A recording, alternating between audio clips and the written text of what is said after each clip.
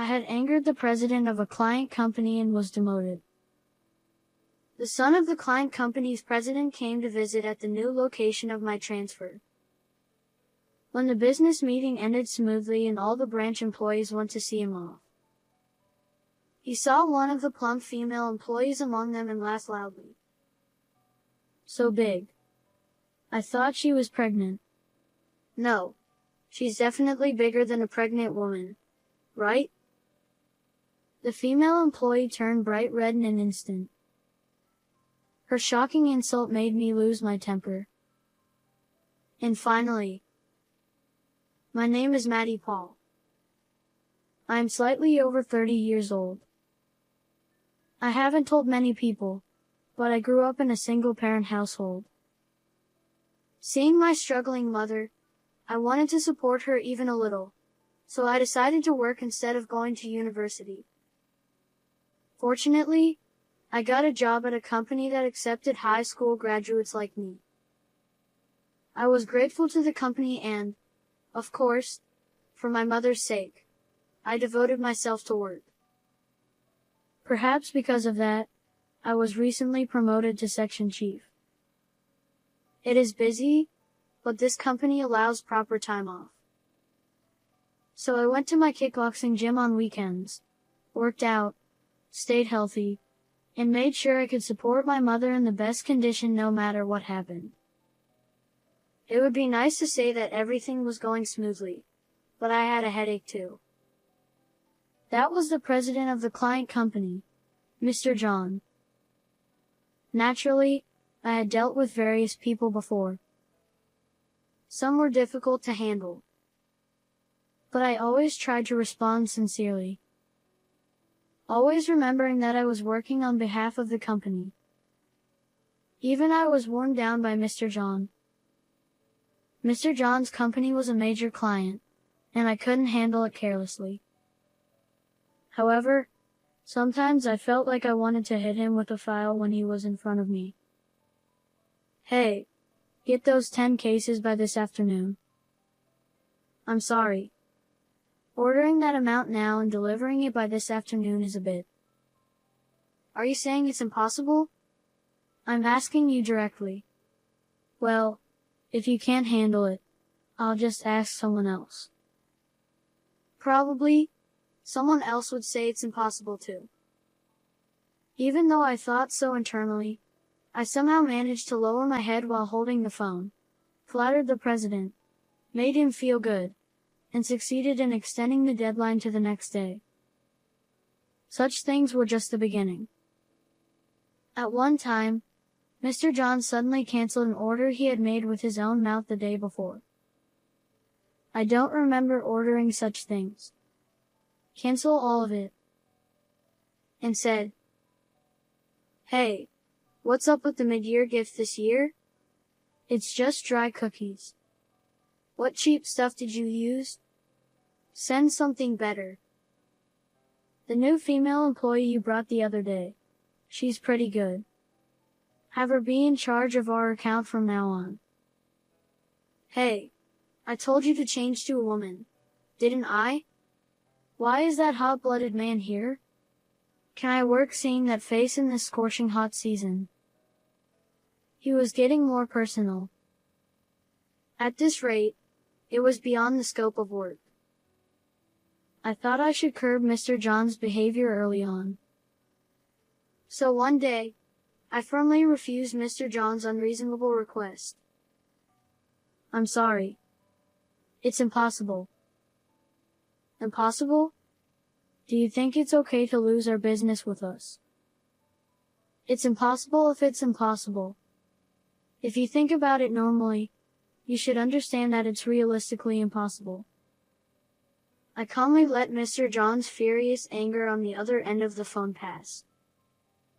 I thought that allowing Mr. John to continue his wayward behavior would not be good for the company. Unfortunately, the higher-ups in our company didn't seem to think so. The next day, I was called in by my superior. "You're being transferred, Maddie." Transferred? Mr. John is furious.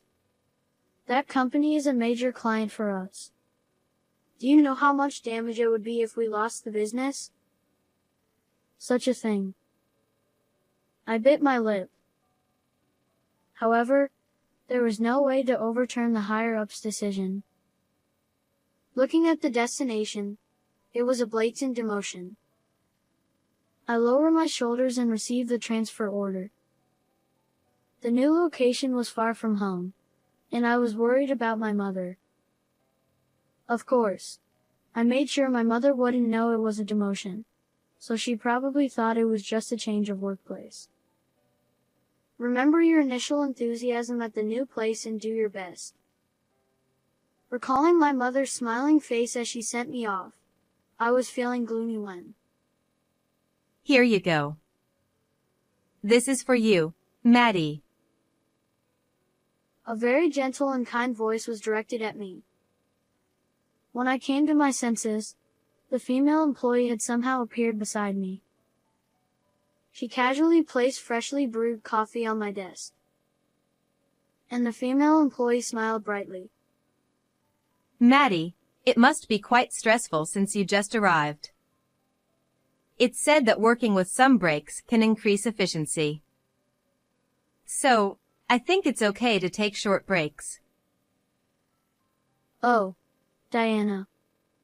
Is that a recommendation to slack off? Is it okay?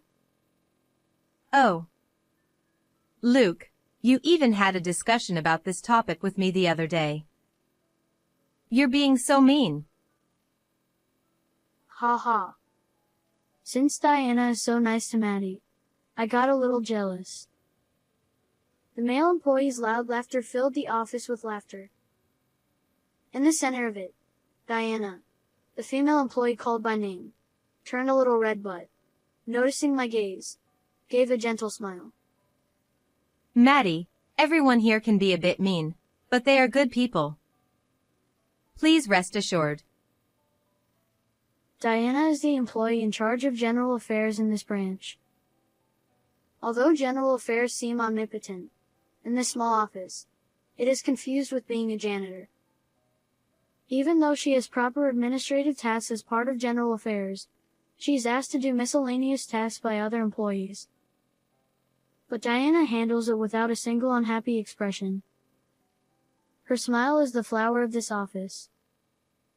In this unfamiliar place, I was saved many times by her smile and thoughtfulness. One day, the female employees were gathered and excited about something.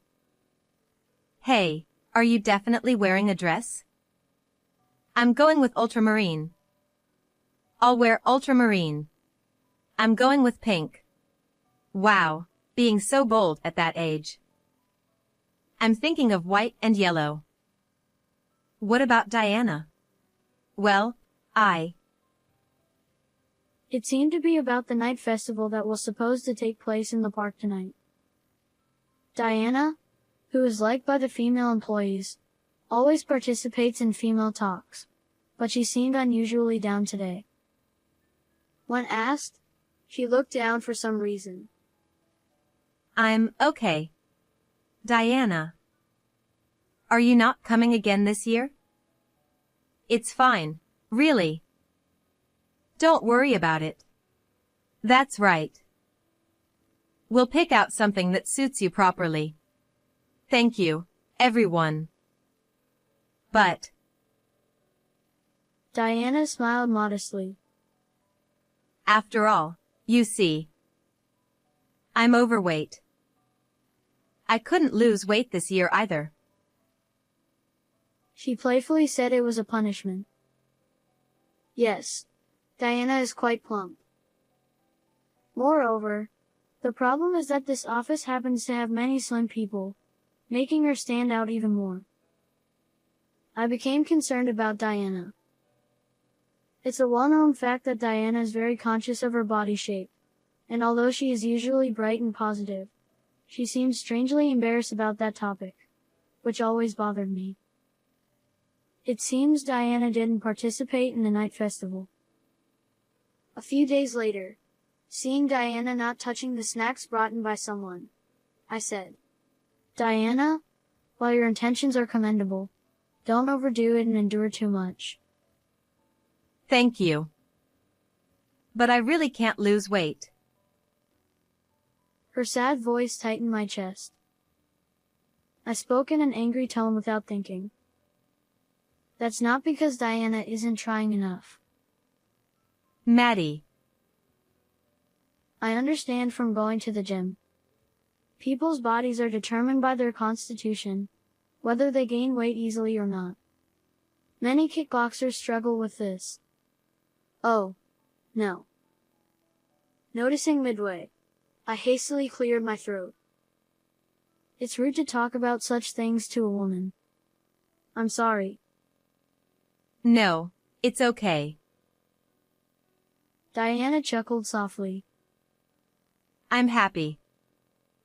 Thank you, Maddie. She finally smiled. I felt happy. It goes without saying now, but I think I was already drawn to Diana. However, Diana is strictly an employee of this branch. Worrying about my mother and wanting to return to the head office made things complicated for me. By the way, there is no kickboxing gym around this branch. I had to practice on my own, but it felt unsatisfactory. But still, seeing Diana's smile made me feel that things will work out somehow, and it was strangely reassuring.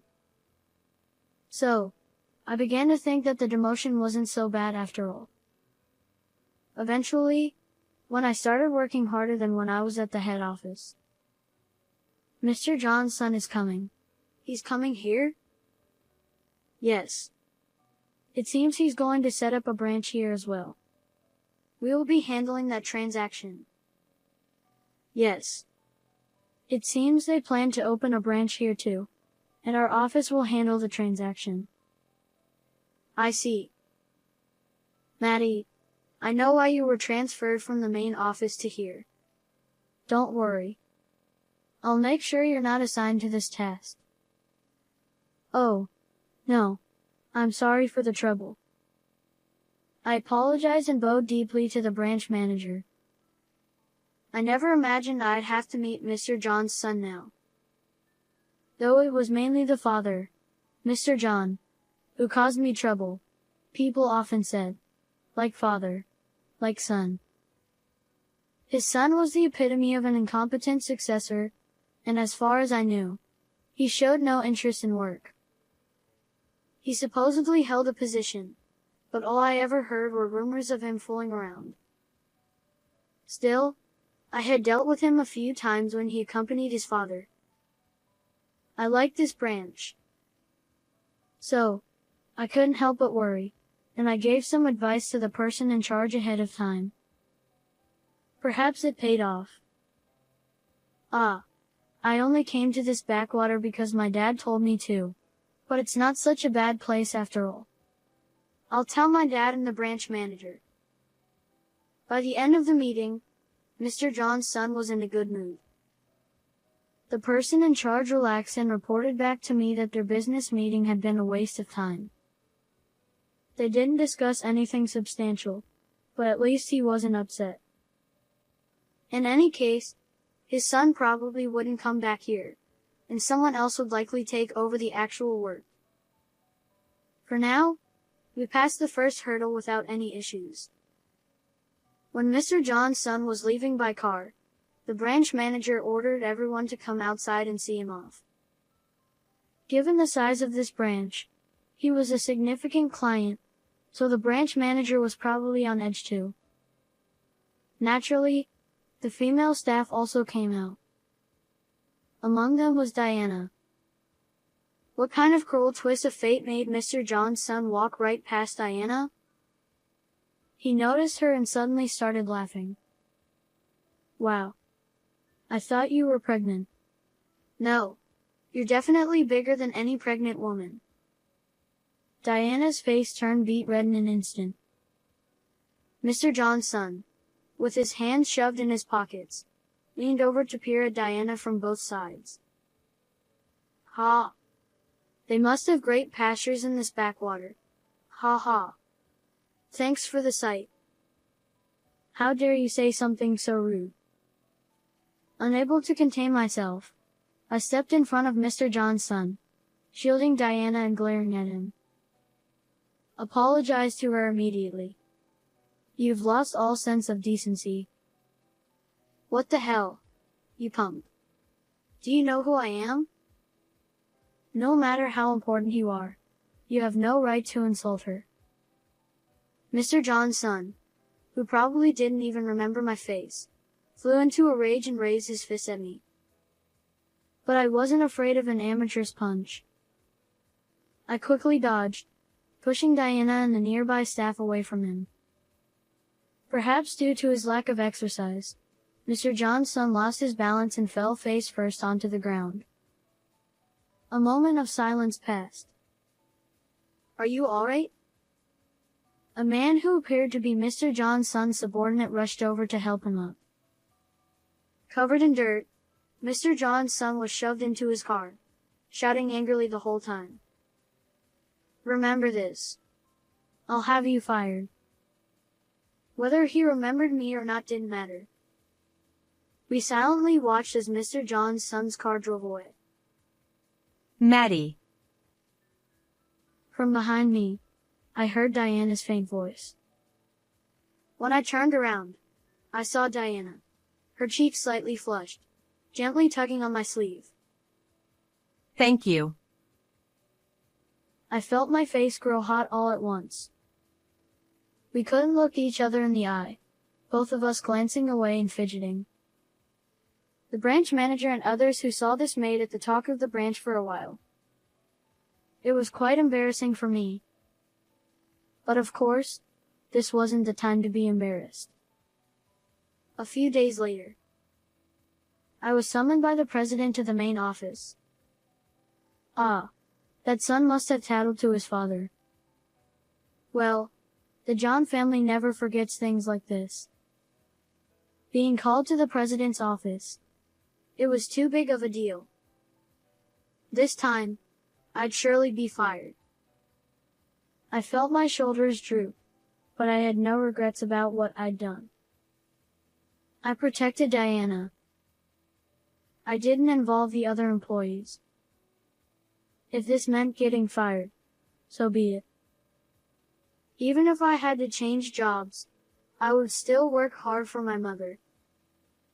But the moment I entered the president's office, I was shocked. Tense with nerves, I stepped inside. There was the president, and standing next to him was Diana, her hands modestly folded in front of her. I was dumbfounded as the president approached me. His walk was as impressive as ever, commanding attention. Yet, as soon as he reached me, he bowed deeply. Thank you, Maddie. You saved my daughter. Your daughter? I couldn't help but look at Diana. She smiled shyly. Diana was the president's daughter. However, she didn't like being treated specially as the daughter of the company's president, so she chose to work as a regular employee at the branch to learn about the business from the ground up. And, well, I was also embarrassed to be at the main office because I didn't want to be a disgrace to my father. What nonsense, Diana. I've told you countless times that you're my pride, never a disgrace. As I watched this overwhelming display of fatherly affection, I realized that Diana had avoided the main office because she was self-conscious about her appearance. Then, the president firmly grasped my hand and began to speak. The John family had lodged a furious complaint. But at the same time, Diana had told him what had happened. The president, finding it suspicious, investigated everything. And finally, he learned the truth. Maddie, I also looked into your transfer to the branch. It seems I owe you an apology for that too. When I was demoted, the president had been overseas on business. Someone else in the company had made the decision to transfer me, and it turned out that this person was in cahoots with Mr. John. No matter how many times I tried to report issues with Mr. John, my complaints were buried before they could reach the president. I thoroughly investigated the John family situation. It seems you've had quite a hard time. The whole department said you were fighting alone. Oh, no. We've decided to terminate all dealings with that company. So you can rest easy now. Eh? My voice must have shown my worry. The president laughed warmly. That company was indeed a big client, but we're not running a business so weak that losing them would be a disaster. We've been increasing our transactions with overseas partners and not slacking off in our business efforts. I felt a deep sense of relief. However, it's true that things will be tough for a while. So, what do you say, Maddie? You're originally from the main office, so why not come back and help out? Hey, is that all right? Of course. Diana, you should take this opportunity to come to the main office as well. Well. Diana glanced at me briefly, her cheeks flushed. Then she straightened up and said, Yes. I can't let Maddie handle all the challenges at the main office alone. If there's anything I can do, please let me help. Diana, even if you honestly say you want to be with Maddie, I won't be angry. Father. Diana turned bright red and started hitting her father's back, but I was probably blushing even more intensely. Though I was reluctant to leave the branch, which had great people, I would be able to reassure my mother by returning to the main office. My salary would increase, and I could go to the gym. Most importantly, Diana would be working at the main office with me. Even if we weren't in the same department, the arrangement was more than enough for me. Meanwhile, John's company, cut off by us, faced rejection from various other places as well. As a result, their company has been on a steady decline. Even Mr. John's son, who had been fooling around, reportedly got banned from various places. He likely no longer had the luxury to play around as he once did. Recently, I had even more to be happy about. Maddie, I've decided to send Diana to your department. Teach her the ropes thoroughly. Yes. Leave it to me. Thank you. Diana bowed solemnly. As she was technically my junior in the company, she often took a formal attitude around me. But that wasn't enough for me. After the president left, I mustered the courage to ask Diana. I got movie tickets. Would you like to go together? Diana blushed a little. Yes.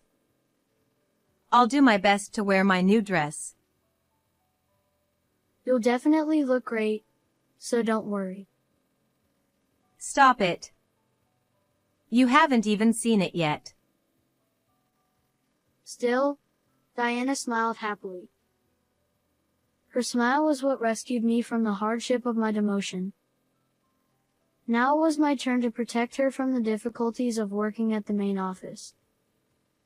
Next time, I want to see you doing kickboxing. Sure. If you stop using honorifics with me. We chatted like that, smiling at each other. As for what happened next, I'll leave that to your imagination. How did you like this story? Please don't forget to subscribe to the channel.